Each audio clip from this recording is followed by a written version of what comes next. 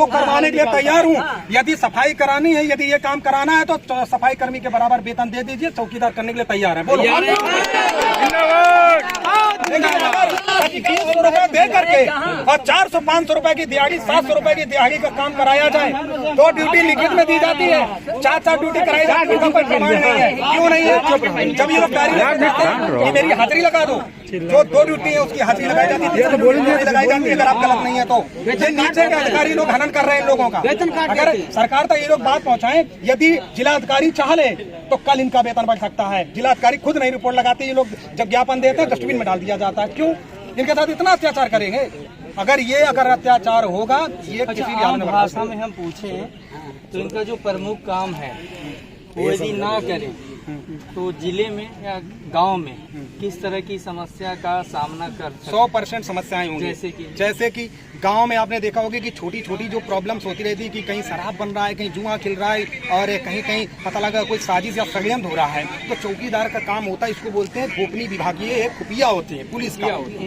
हाँ, कि मतलब ये चुपके से खबर देते हैं कि मतलब इनका नाम ना आना चाहिए, इनका नाम नहीं मतलब खुलना चाहिए, गोपनीय रखना चाहिए। लेकिन मैं देखता हूँ कई थानों पर SHO लोग इनका नाम खोल देते हैं, इनके कट्टर दुश्मन बन जाते हैं। कई चौकीदार वीडियो में आपको चौकीदार को मारा जाता है, मारे गए जान तक जाने की संभावना आ जाती है। ये अगर वहाँ से हटा दिए जाएं तो मैं वादा करता हूँ कि पुलिस प्रशासन एक थाना 2-4 गाँव को भी नहीं संभाल पाएगा। चैलेंज करता हूँ अगर चौकीदार नहीं होगा तो।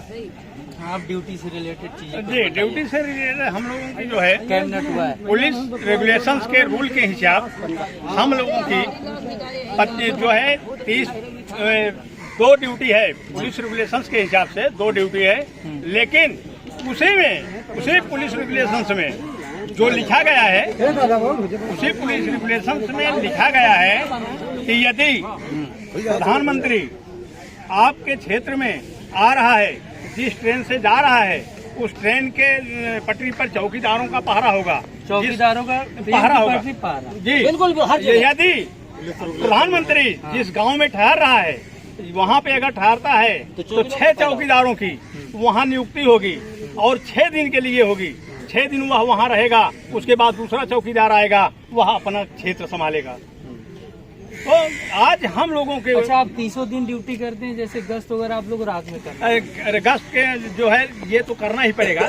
जैसे हमारे गांव में चोरी होती है वो तो उसकी सूचना देना, डकैती होती है उसकी सूचना देना, और कोई किसी को मर्डर कर दिया उसकी सूचना देना, कोई महिला जो है किसी के घर की मर गई है फांसी लगा के या जहर खा करके उसकी सूचना देना, ये सारी सूचनाओं को हम लोग आदान प्रदान करते रहते हैं। लेकिन इसके बाद भी इतनी बड़ी हम लोग रिस्क ले रहे हैं, लेकिन सरकार जो है हम लोगों के विषय में सोच ही नहीं रही है। आज जैसे बिहार में जाइए आप, वहाँ पे राज्य कर्मचारी का दर्जा मिला हुआ है।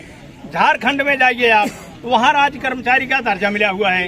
हरियाणा में आप चले जाइए यहीं पड़ोस में, जबकि गए गुजरात वहाँ राज्य है, वहाँ पर 12,500 मिल रहा है चौकीदारों को। तो हम सरकार से निवेदन करना चाहते हैं और यह बताना चाहते हैं कि हम गरीब परिवार से आते हैं, 2500 रुपए में हम लोगों का भरण पोषण नहीं हो पा रहा है। यदि हम 2500 रुपए की सब्जी खाएं अकेले तो पूरे महीने नहीं खा पाएंगे। यदि हमारे पास हमारे बेटे हैं, हमारे बच्चे हैं, हमारी महिलाएं हैं, वो पढ़ाई लिखाई है। हम जैसे 2500 रुपये आपको तनख्वाह मिलता है जी, ठीक है। सरकारी स्कूल की व्यवस्था आप लोग जानते हैं, सरकार के अंग है तो आप लोग जानते हैं किस प्रकार की वहाँ की एजुकेशन व्यवस्था है। इसमें बताने की कोई जरूरत नहीं है, आपको जानता है कितनी अच्छी पढ़ाई है। यदि आपको अपने बच्चे को प्राइवेट स्कूल में पढ़ाना हो जी, और मान लीजिए महीने में आपको 1-2 बार डॉक्टर के पास भी जाना, जुकाम बुखार हो गया, रात में यदि आप जाना है तो आप प्राइवेट के पास ही भागोगे। यदि 2500 रुपये आपको मिलते हैं, जिस हिसाब से चीजें हैं, कपड़ा हो चाहे खाना हो चाहे दाल हो चाहे सब्जी हो, महंगाई हो, कंपेयर करें जी, आज का रेट आप देख रहे हैं, जैसे टमाटर का रेट 80 रुपए किलो चल रहा है और एक सूरन है उसका रेट 100 रुपए किलो चल रहा है। आम सब्जी आप मार्केट में लेने के लिए चले जाइए। मतलब आपका बच्चा यदि 5वीं में पढ़ रहा तो गांव कितना फीस पड़ेगा? सर अगर गांव में जो है